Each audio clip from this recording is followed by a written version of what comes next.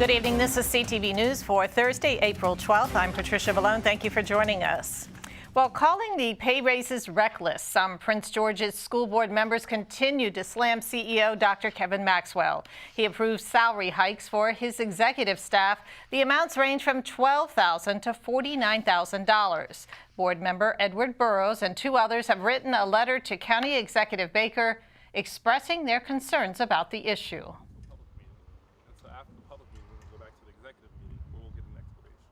Dr. Maxwell has tried to justify these pay increases by saying that individuals are receiving cost of living or additional responsibilities.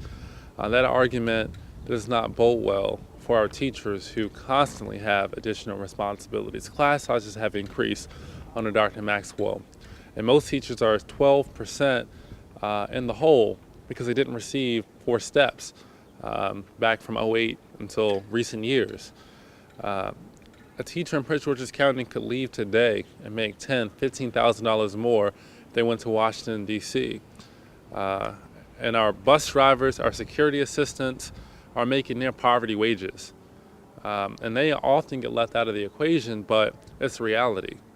And so I don't know where in the DMV where a $49,000 increase would be considered cost of living, but I mean it's really a slap in the face.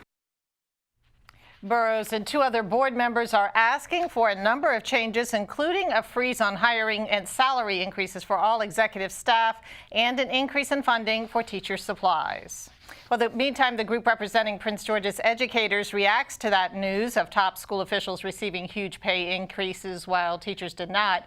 Union President Teresa Dudley says back in February, the organization took a vote of no confidence in the current structure of the school system. The latest news only compounds that.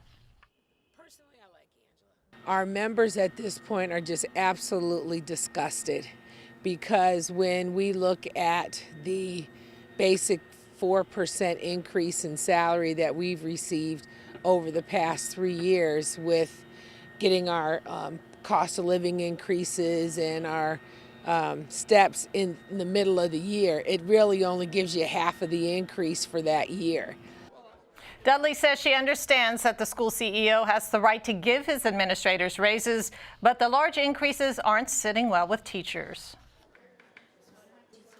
Some of our teachers didn't get steps for several years, and their salaries are, you figure a step is 3%, are $9,000 behind in salary where they should be.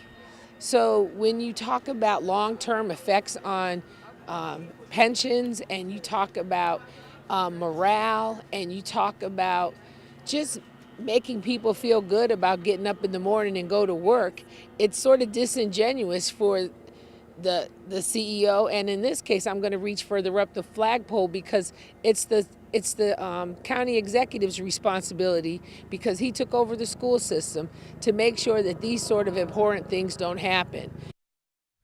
Now, Dr. Maxwell defends the pay raises, saying the higher salaries are on par with large urban school systems and are historically lower than neighboring jurisdictions. County Executive Sherman Baker says he is leaving the complaint up to the CEO and the school board.